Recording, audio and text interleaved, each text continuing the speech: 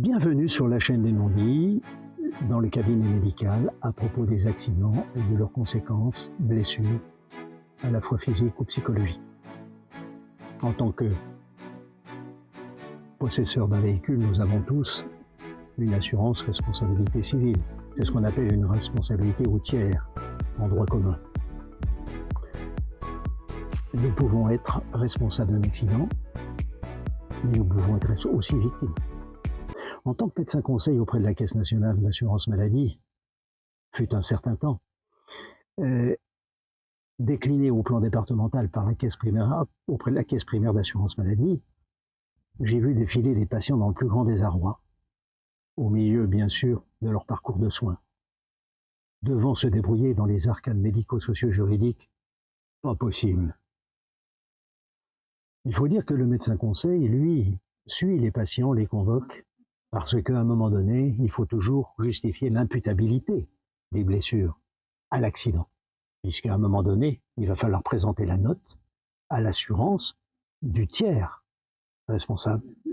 Donc la Caisse primaire d'assurance maladie, les services administratifs tiennent un listing de ces soins, le médecin disant si c'est imputable. Et à la fin, il y a une assiette que l'on présente à la fin de l'accident ou au moment des séquelles, on présente à l'assurance adverse. Je dois dire que dans ma formation, aucune formation sur ce sujet des dommages corporels et des conséquences médico-socio-juridiques.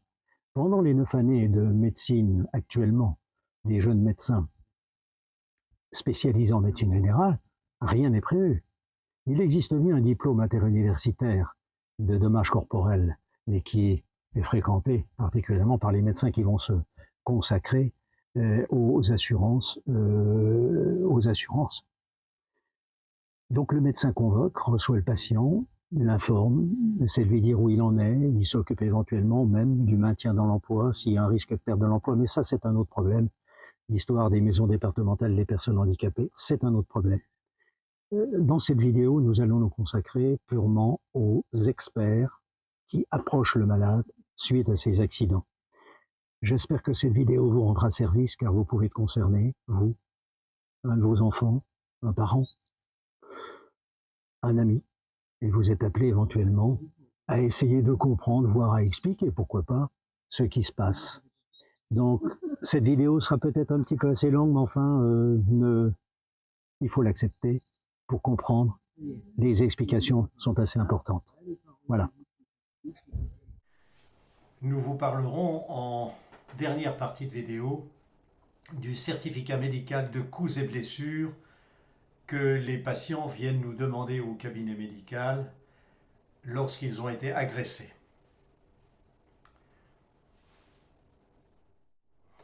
Bien entendu, si votre assurance le permet et que vous êtes victime d'un accident non dû à une autre personne, par exemple se retrouver au fossé avec des dégâts et puis un traumatisme, là aussi, en cas de soins et de séquelles, vous serez soumis à une expertise médicale sur demande de votre propre assurance et selon les clauses de votre contrat.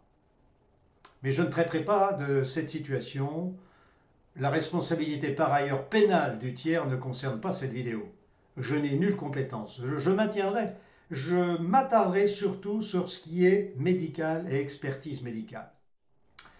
On se concentrera et on aura en l'esprit surtout les accidents de la voie publique, que ce soit à vélo, à trottinette ou en voiture.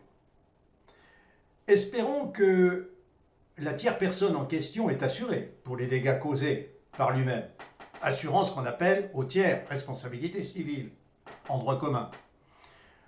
Sur le site de l'Observatoire national interministériel de la sécurité sociale, l'ONISR, dans la description, je vous mets les coordonnées à propos des accidents de la voie publique, on a beaucoup de statistiques sur les décès immédiats ou dans les 30 jours, suivant les accidents. Tout cela décliné selon le sexe, les créneaux d'âge et le type de véhicule et selon l'évolution d'année en année. Oui, mais on oublie qu'en 2021 par exemple, puisqu'on a les statistiques à ce sujet-là, 67 057 de nos concitoyens ont été blessés lors de la circulation en France métropolitaine. Ce n'est pas rien. La première règle, hormis le fait qu'il convient d'informer immédiatement sa propre assurance, entre autres, pour se faire assister en tant que victime, la deuxième règle, que l'accident soit survenu en France métropolitaine, outre-mer ou à l'étranger, vous devez aussi, et nous devons aussi, déclarer à notre caisse d'assurance maladie cet accident. Le médecin aussi, le médecin traitant, devrait, devant toute blessure, s'enquérir auprès de vous de la responsabilité d'un tiers éventuel. Le faisons-nous? Encore un non-dit. Moi-même n'en suis pas convaincu. Et pourtant, bien entendu, votre médecin signale cet accident et ensuite l'assurance maladie va vérifier par son enquête auprès de vous, etc. Donc à vous de déclarer en ligne sur le site amélie.fr, je vous mets toujours dans la description, dans la rubrique des démarches pour les affiliés de la sécurité sociale. Troisième règle, quels accidents avec tiers? Il existe une liste indicative sur Amélie. Vous pourrez la voir en recourant au site d'Amélie dans la description. Un accident de la circulation, vélo, trottinette, moto, voiture, transport en commun. 2 coups et blessures volontaires, avec dépôt de plainte et constatation des blessures, bien sûr. 2 blessures involontaires causées lors d'une bousculade, ou par un objet appartenant à un tiers, ou lors d'une chute dans un magasin, pot de banane en glisse dessus, ou dans un lieu public, à cause d'un objet se trouvant sur le sol, ou d'un trou, ou encore d'un défaut de signalisation d'un danger. D'une blessure aussi provoquée par un animal. C'est une chose assez courante. De situations d'aide bénévole, blessure survenant par exemple en aidant un ami ou un parent à déménager, d'un accident sportif ou de loisir, d'un accident scolaire aussi, d'un de vos enfants, d'un accident médical, d'un produit ou d'un dispositif défectueux de santé ou autre, un appareil ou un matériel, prothèse, médicaments, intoxication alimentaire. On a vu ça en cancer de prostate, une radiothérapie qui n'avait pas été faite selon les règles. Voilà. Combien d'entre vous ne signalent pas, et moi médecin, est-ce que j'ai toujours pensé à poser la question à un malade, est-ce que cette blessure est due? Voilà. On n'a pas toujours les circonstances détaillées. En ce qui concerne les accidents de travail, une agression sur les lieux de travail, un accident avec un manque d'équipement de protection de sécurité peut engager la responsabilité d'un employeur, par exemple, chute d'un échafaudage qui n'était pas du tout réglementaire et ne remplissant pas les conditions de sécurité. C'est ce que l'on appelle la faute inexcusable de l'employeur. Mais attention, tout cela nécessite une enquête pour établir les faits. J'exclus encore, et je le dis, toute considération pénale. Tenez un exemple. Je me souviens de ce footballeur professionnel de Ligue 1, violemment projeté au sol par son adversaire, déclaré en accident de travail. Oui, il y a bien eu reconnaissance d'un accident de travail indemnisé comme tel par l'assurance maladie. Mais devant la violence du choc, la caisse primaire d'assurance maladie a fait valoir la responsabilité du joueur adverse devant les juridictions et la CPRM a pu récupérer auprès de l'assurance de l'adversaire les dépenses de santé imputables engagées pour un grave accident de sport professionnel. On peut se poser la question, lorsque nous observons certaines confrontations sur les terrains de sport qui ne sont pas que des transgressions des règles spécifiques d'un sport, ou alors lourdement sanctionnées par les arbitres, n'est-ce pas? L'assurance maladie déclenche-t-elle souvent ce genre d'enquête? Je n'en suis pas sûr. Un non-dit. En voilà des non-dits concernant directement la santé en cabinet médical. Et pourquoi votre assurance maladie doit être informée? Votre démarche d'information auprès de l'assurance maladie n'a aucun impact sur la prise en charge de vos soins. N'ayez aucune crainte. Aucune conséquence financière pour ces soins, ni aucun retard dans les remboursements. Ça fonctionne comme pour une maladie ordinaire. En revanche, l'assurance maladie engage une action dite récursoire, c'est-à-dire que cette action lui permet de recouvrer auprès du responsable de l'accident ou de son assureur les dépenses de santé engagées en rapport avec les faits. L'assurance maladie se subroge à vous pour récupérer les frais. Vous êtes en somme dispensé de cette démarche. C'est ce qu'on appelle la subrogation. Autre règle, ne vous étonnez pas du suivi de votre parcours de soins sur le plan médical, car en effet, il convient tout au long de justifier l'imputabilité des soins à l'accident, à l'arrêt maladie. L'arrêt maladie est-il en rapport? Voilà. Nous entrons dans le vif du sujet de cette vidéo. D'où le médecin conseil de l'assurance maladie vous convoque en consultation ou sollicite votre médecin traitant. L'expert médical délégué par l'assurance privée du tiers, lui aussi, suit l'évolution de votre parcours de soins et de l'évolution de votre santé. Sachez que lui, rétrospectivement, avec argument à l'appui, peut estimer sur des arguments purement médicaux, par exemple, que l'arrêt de travail ne se justifiait plus à partir de telle date, bien antérieure à celle où il vous voit. Donc l'assurance maladie ne récupérera pas les indemnités journalières qui vous ont été attribuées durant la période correspondante. Vous comprenez ce suivi au mieux par le médecin conseil de l'assurance maladie. En clair et sur le plan pratique, il vous sera indiqué de vous rendre auprès d'un expert médecin sur demande de l'assureur du tiers responsable pour estimer les conséquences médicales liées directement et exclusivement à l'accident. Il en évaluera du reste les séquelles. Les services administratifs de la CPAM, la Caisse d'assurance maladie, fait le listing des dépenses. Les soins en réanimation qui coûtent très cher, par exemple, s'il en est. Vous le savez bien. Les hospitalisations, les interventions chirurgicales. Je passe sur les consultations de spécialistes, les radios et compagnie. Le médecin conseil définit l'imputabilité de ces soins à l'accident, parce que vous pouvez avoir autre chose, faire des examens pour autre chose. Il s'agit de savoir ce qui revient à l'assurance du tiers. Le médecin conseil va rencontrer ensuite le médecin expert plus tard, une estimation pour rapprochement. Le handicap est évalué, en somme, les séquelles physiques, les séquelles neuropsychologiques, les coûts seront récupérés par la sécurité sociale. Si la victime répond à des conditions médicales d'invalidité attribuées par le médecin conseil de l'assurance maladie, cette invalidité n'intervient que si l'état de la victime est dit stabilisé, que malgré tous les soins, il n'y a plus d'amélioration possible, significative. Le médecin conseil de la sécurité sociale estime cela avec le recul, un recul nécessaire, notamment pour des séquelles neurologiques, c'est plus long, et neuropsychiatriques, vous l'imaginez bien. Alors une somme forfaitaire, selon le niveau d'invalidité, est récupérée par la sécurité sociale auprès de l'assurance du tiers. Par ailleurs, une discussion entre les médecins conseils assurance et de sécurité sociale sur le coût des soins ultérieurs que l'assurance maladie du tiers devra verser à l'assurance maladie. Là encore, ce sera une somme forfaitaire.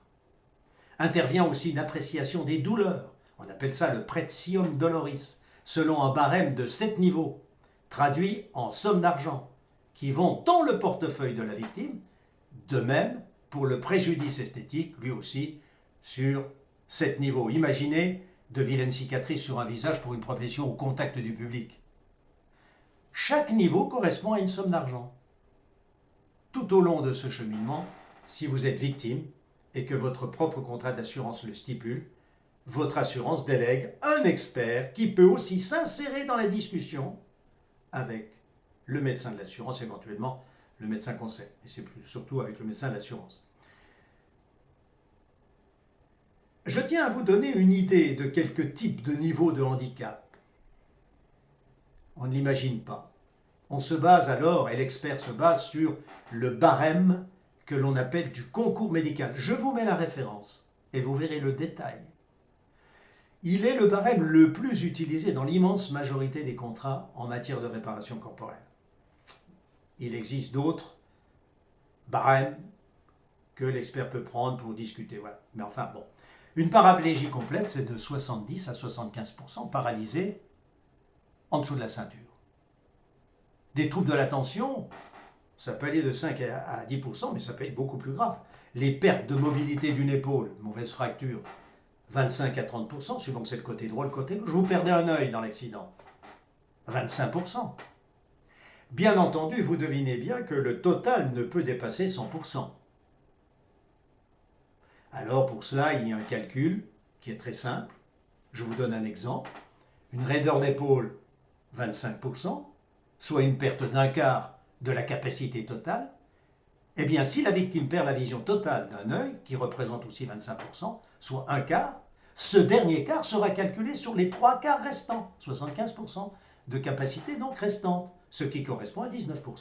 Donc le total d'incapacité correspondra à 25 plus 19, 44% et non pas 2 fois 25. Donc je vous mets dans la description, je vous le rappelle, le barème du concours médical. Ça peut vous intéresser. J'espère que ça ne vous intéressera pas. Voilà. Le pourcentage final est calculé bien sûr sur le plan financier à partir d'une somme qui est fixée par l'assurance dans le contrat. Voilà, et ceci rentrera dans votre patrimoine, hein, pour ce qui est le précium, etc. Rentre dans votre patrimoine et la sécurité sociale n'y touche pas. Le dossier n'est pas clos pour autant.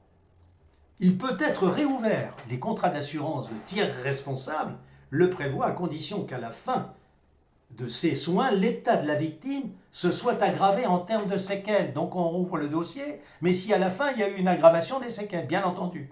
Pour ce qui touche à ce qui rentre dans votre patrimoine, l'évaluation des séquelles selon le barème du concours médical, l'évaluation du niveau de douleur, de préjudice esthétique, toujours, je le rappelle, rentre dans votre patrimoine.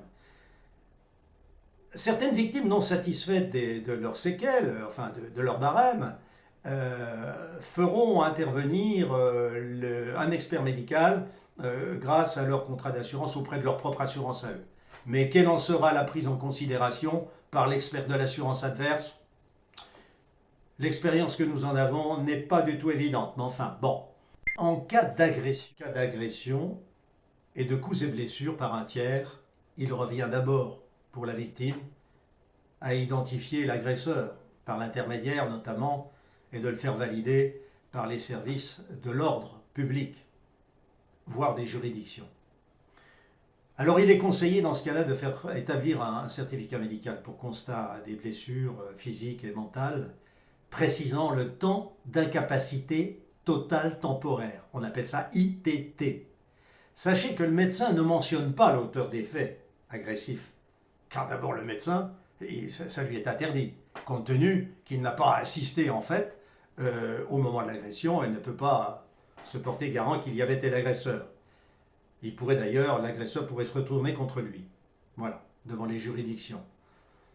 Vous verrez que le médecin utilise des formules comme madame et monsieur, ou monsieur, victime, me dit que c'est arrivé tel jour à telle heure en tel lieu, il me dit qu'il a été agressé avec tel objet, les coups ont porté à tel niveau, il dit qu'il ressent, mon examen fait état de, je prescris un traitement, je prévois une ITT de tant de jours. ITT, incapacité totale temporaire, voilà, pendant laquelle la victime est dans l'impossibilité totale de mener tous les aspects de sa vie habituelle. C'est pas seulement la vie de travail, il faut que ce soit aussi la vie de loisir, la vie familiale, la vie sociale, la vie sportive, la vie sexuelle.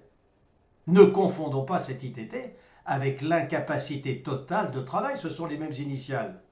La durée de l'ITT a des conséquences sur les décisions du juge à l'égard de l'agresseur. 7 jours n'ont pas les mêmes conséquences devant les tribunaux que 10 jours.